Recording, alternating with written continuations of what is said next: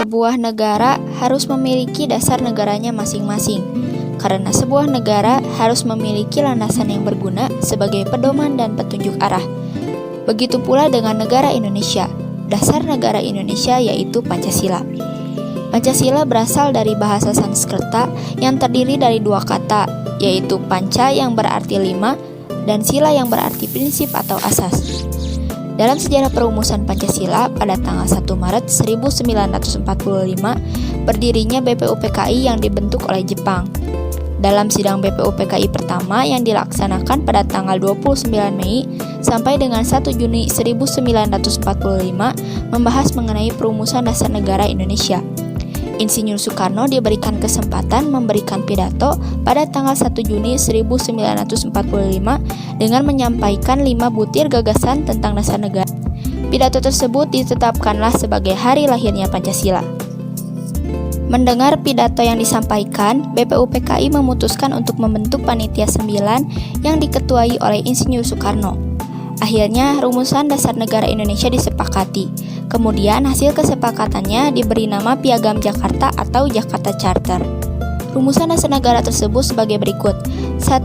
Ketuhanan dengan kewajiban menjalankan syariat Islam bagi pemeluk-pemeluknya. 2. Kemanusiaan yang adil dan beradab.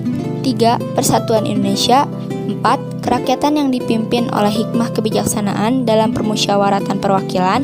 5. Keadilan sosial bagi seluruh rakyat Indonesia. Pada rumusan Piagam Jakarta yang berbunyi ketuhanan dengan kewajiban menjalankan syariat Islam bagi pemeluk-pemeluknya diubah karena daerah-daerah Indonesia bagian timur banyak yang tidak beragama Islam merasa keberatan terhadap sila pertama Pancasila.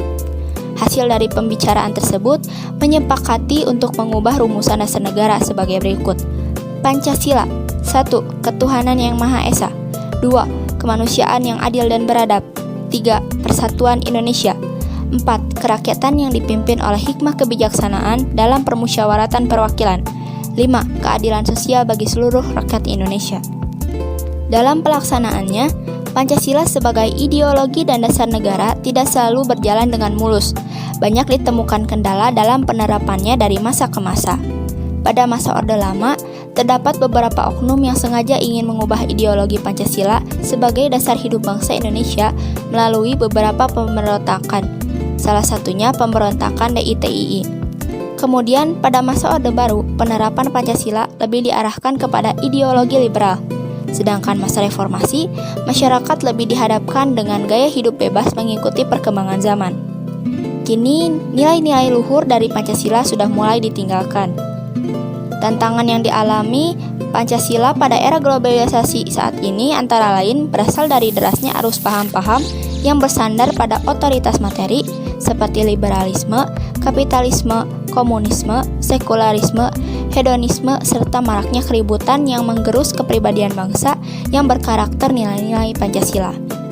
Pancasila sebagai dasar negara dan pandangan hidup bangsa perlu kita pertahankan, karena jika suatu negara tidak memiliki dasar negara, maka negara tersebut akan kacau, terpecah belah karena tidak memiliki pedoman yang jelas.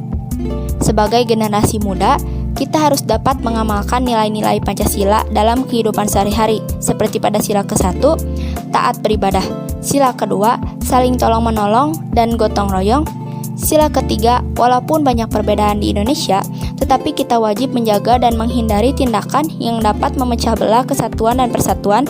Sila keempat, menghormati segala keputusan yang sudah ditetapkan.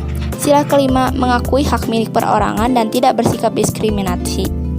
Jadi, jika sudah tahu apa yang harus kita lakukan untuk negara, yuk mari kita satukan perbedaan dan eratkan kebersamaan. Karena Pancasila, Indonesia menjadi bangsa yang besar.